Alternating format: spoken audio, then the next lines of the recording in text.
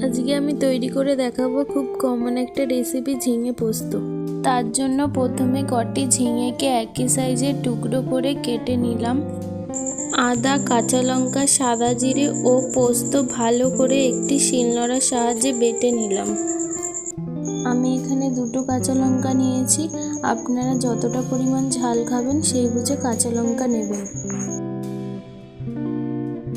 কড়াইতে সর্ষের তেল গরম হয়ে গেলে কালো জিরে ফোড়ন দিলাম।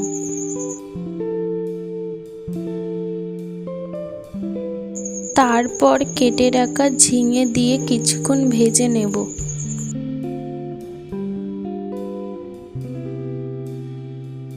এরপর সামান্য পরিমাণ নুন ও হলুদ দিয়ে আরও ভালো করে ভেজে নেব।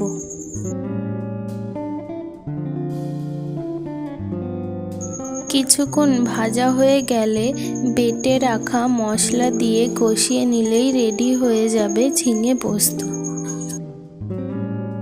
ভিডিওটি ভালো লাগলে লাইক করবেন, কমেন্ট করবেন আর শেয়ার করে দেবেন। আরও অন্য রেসিপি পেতে আমার পেজটিকে ফলো করে পাশে থাকবেন। আর যারা ইউটিউব থেকে দেখছেন আমার চ্যানেলটিকে সাবস্ক্রাইব করে দিয়ে পাশে থাকবেন।